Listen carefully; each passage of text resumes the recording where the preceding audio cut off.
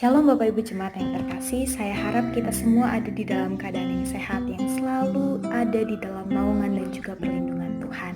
Dalam kesempatan kali ini kita akan sama-sama membahas pemahaman Alkitab berseri kita yang akan membahas tentang kitab Kejadian, pasal yang ke-12, ayatnya yang pertama sampai ayatnya yang ke-20.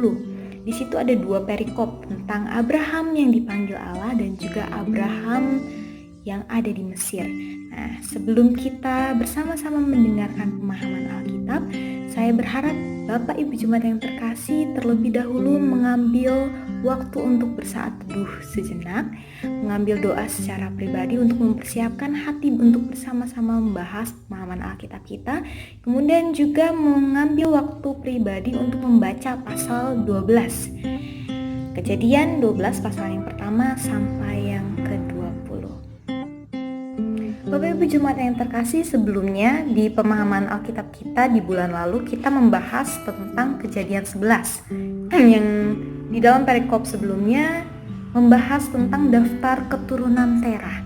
Di dalam Kejadian 11 ayat 27 sampai 32 di situ kita dapat melihat bagaimana keturunan Terah diuraikan. Ada Abraham, ada Nahor dan juga ada Haran, juga bersama dengan istri-istrinya dan juga anaknya. Di dalam perikop ini kita bisa melihat bahwa di situ dinyatakan bahwa istri Abraham yaitu Sarai dinyatakan di dalam perikop ini sebagai seorang yang mandul. Jadi Sarai lah yang dikatakan di situ di ayat yang ke-30, Sarai itu mandul, tidak mempunyai anak.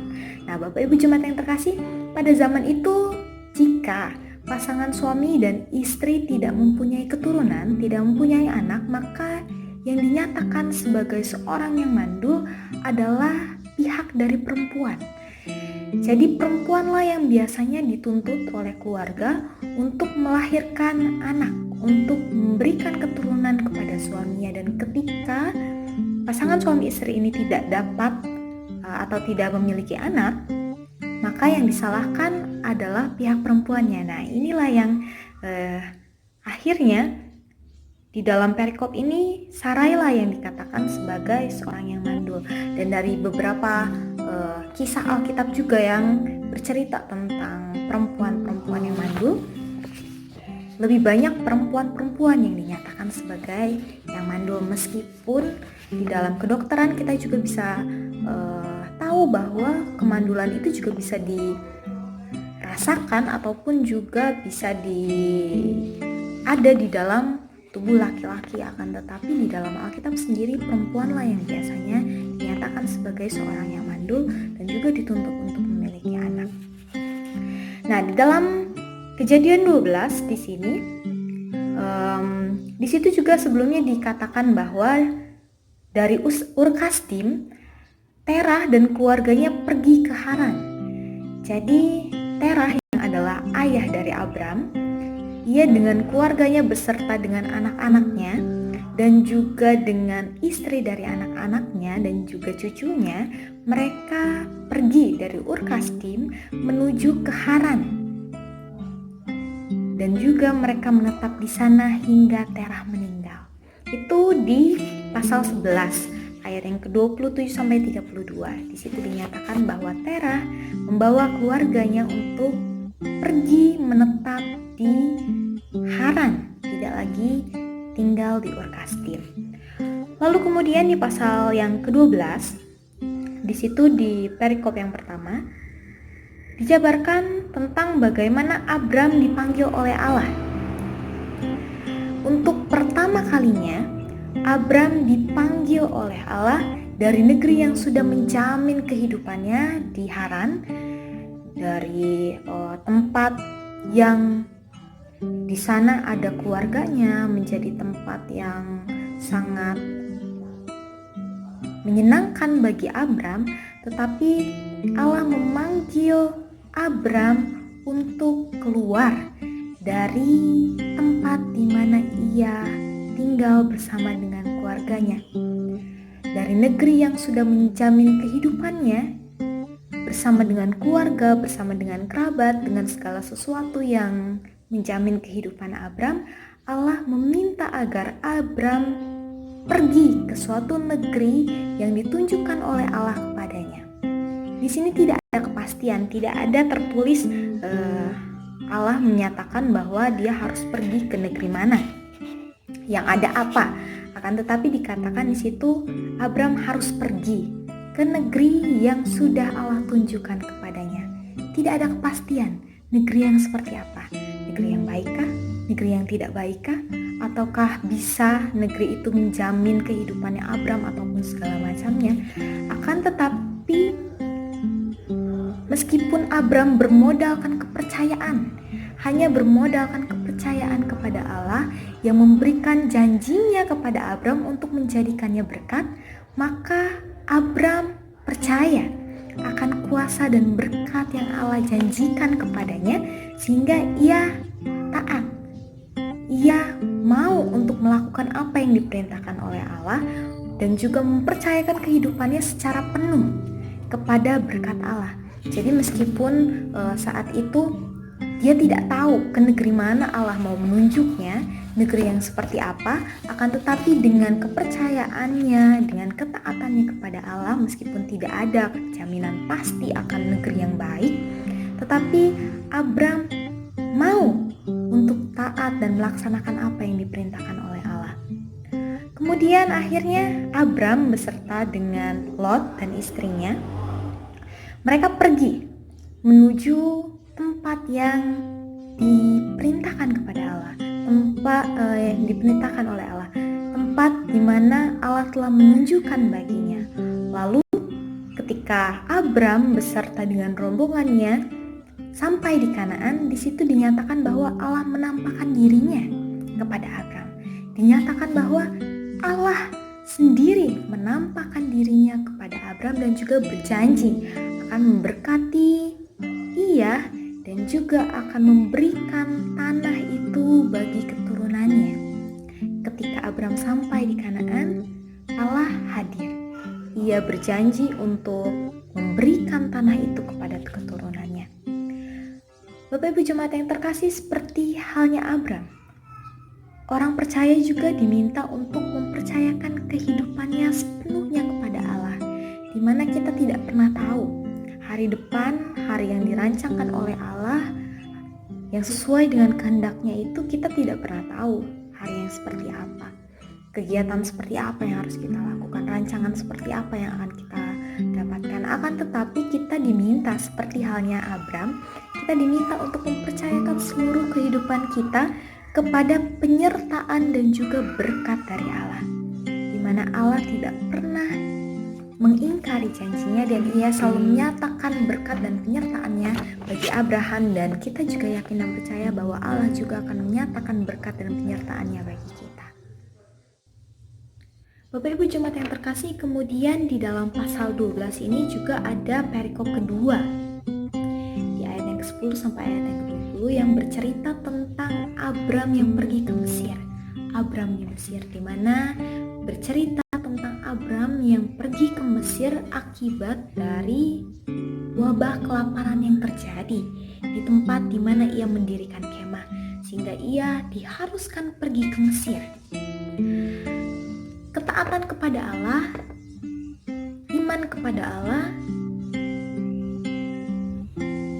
tidak menjamin seseorang untuk terhindar dari yang namanya wabah, kesulitan, kesusahan, bencana, bahkan persoalan serta pergumulan sekalipun. Bahkan seorang Abram yang adalah bapak orang percaya, Abraham, yang nantinya akan menjadi seorang bapak yang orang percaya, Abram sendiri merasakan kesulitan di tengah-tengah kelaparan yang dialami saat itu di tempat di mana ia mendirikan kemah. Ia yang adalah seorang yang taat, ia yang adalah seorang yang percaya kepada Allah, juga merasakan wabah kelaparan yang dihadapi oleh negeri tempat di mana ia tinggal saat itu. Sehingga ia diharuskan untuk pergi ke Mesir, mengungsi ke Mesir untuk menghindari wabah kelaparan tersebut. Akan tetapi ketika Abram di Mesir, Abram menyadari bahwa istrinya adalah seorang yang cantik, parasnya elok, sangat cantik, sehingga pasti diingini oleh banyak orang, banyak laki-laki di Mesir. Karenanya ia merancangkan sebuah strategi agar dirinya aman ketika ia berada di Mesir.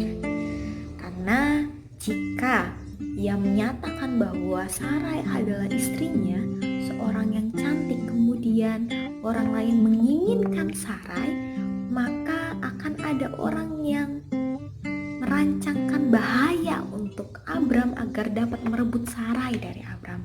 Itu yang dipikirkan oleh Abram, sehingga ia merancangkan strategi agar ia tetap aman, agar ia tidak diburu oleh bahaya karena menjadi suami dari Sarai, sehingga ia berbohong kepada orang-orang di sana, menipu orang-orang di Mesir dengan mengatakan bahwa Sarai adalah adiknya, bukan istrinya. Sehingga ketika ada seorang yang menginginkan Sarai, maka ia akan membuat kebaikan kepada Abram, tidak merancangkan kecelakaan, tetapi sebaliknya ia akan mendapatkan kebaikan karena Sarai. Itulah strategi yang dirancang oleh Abram.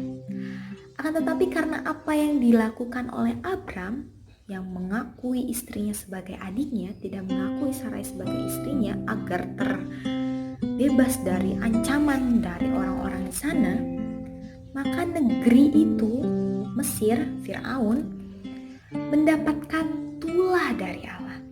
Dan Abram beserta dengan keluarganya, Sarai dan Lot dan segala sesuatu yang ia bawa, disuruh untuk pergi dari Mesir oleh Firaun. Bapak Ibu Jemaat yang terkasih, dari pasal 12 dari kitab Kejadian ini tentang kisah dari seorang Abram, Sarai, dan juga keluarganya yang pergi, kita dapat melihat bahwa setiap orang tidak akan dapat terhindar dari yang namanya kesulitan, dari yang namanya wabah, dari yang namanya persoalan, dan bahkan pergumulan. Bahkan seorang Abram sendiri pun yang adalah seorang yang sangat taat kepada Allah, seorang yang sangat percaya kepada Allah pun merasakan yang namanya wabah kelaparan. Bahkan ia juga harus mengungsi ke Mesir untuk menghindari wabah tersebut. Nah, dari sini kita belajar bahwa ketika kita menghadapi sebuah kesulitan, persoalan, pergumulan, wabah, dan segala macamnya, itu bukan lagi soal beriman atau tidak, tapi bagaimana kita bijak atau tidak di dalam menyikapi setiap situasi dan kondisi yang terjadi. Saya kenal seorang pendeta di Jakarta, seorang pendeta perempuan, di mana ia adalah seorang pendeta yang sangat baik, seorang pengkhotbah yang sangat baik, seorang pemimpin gereja yang sangat baik, dan tentu imannya tidak perlu kita ragukan lagi. Akan tetapi ia hari ini meninggal karena positif corona, dan ia hari ini dipanggil oleh Tuhan. Saya yakin dan percaya bahwa ketika ia harus merasakan corona, virus itu ada di dalam dirinya, itu bukan karena ia tidak beriman. Saya yakin ia adalah seorang yang sangat beriman kepada Allah, mempercayakan seluruh kehidupannya kepada Allah. Akan tetapi ini bukan lagi soal permasalahan iman ataupun kepercayaan, tapi bagaimana kita harus menyikapi situasi saat ini dengan sebaik-baiknya, tidak menyepelekan situasi dan kondisi yang terjadi, tapi bagaimana kita berhikmat, kita menggunakan akal pikiran kita, hikmat yang diberikan Tuhan kepada kita untuk kita dapat mengolah situasi yang ada dan menjaga diri kita dari segala situasi yang terjadi di sekitar kita. Dan saya rasa wabah corona ini bukan hanya menyerang orang-orang yang tidak beriman. Bahkan banyak, bukan hanya pendeta ini saja, ada banyak beberapa pendeta yang lain pun yang meninggal akibat corona. Tapi ini soal permasalahan bagaimana kita dapat menjaga diri kita, dapat ikut berpartisipasi mentaati peraturan pemerintah, himbauan yang diberikan oleh pemerintah, dan dapat menjaga diri kita sebaik-baiknya agar kita tidak mencobai diri kita, menyepelekan situasi dan kondisi yang ada sehingga kita jatuh di dalam pencobaan di mana kita yang seharusnya taat kepada Allah, taat kepada pemerintah, menyepelekan situasi dan kondisi kita saat ini, kemudian malah menulari orang-orang yang lainnya. Saya rasa itu menjadi seorang yang tidak bijaksana, bukan lagi orang yang beriman atau tidak. Kita yakin memang kehidupan kita ada di tangan Tuhan. Akan tetapi menjadi tugas kita untuk kita juga merawat, untuk kita juga menjaga diri kita sebaik-baik mungkin yang telah diberikan oleh Allah. Sama halnya seperti Abram, seorang yang percaya, seorang yang taat, merasakan situasi dan kondisi yang sulit, maka kita juga, umat Allah, juga diperkenankan untuk merasakan situasi dan kondisi kita saat ini. Dan melalui ini kita juga diminta untuk tetap berpengharapan kepada Allah atas berkat penyertaannya. Tapi bukan berarti kita menyepelekan situasi dan kondisi yang terjadi saat ini sehingga kita bisa bebas kemana-mana, tidak mengindahkan peraturan dari pemerintah, kebijakan dari pemerintah dan lain sebagainya. Saya rasa ini bukan seperti itu, tapi bagaimana kita sebagai umat Allah juga ikut berkontribusi untuk menyatakan ketaatan kita kepada Allah, menyatakan ketaatan kita kepada pemerintah, dan bagaimana kita bijaksana di dalam kita menyikapi situasi dan kondisi ini dan tetap berpengharapan kepada Allah yang memberikan penyertaan dan berkat-Nya. Saya yakin segala situasi dan kondisi dapat kita lalui dengan terus berpengharapan kepada Allah. Jadi biarlah kita serahkan keadaan negara kita, keadaan bumi kita ke dalam tangan kuasa Tuhan, terus mendoakan yang terbaik bagi bangsa dan juga dunia kita agar situasi semakin lebih baik ke depannya.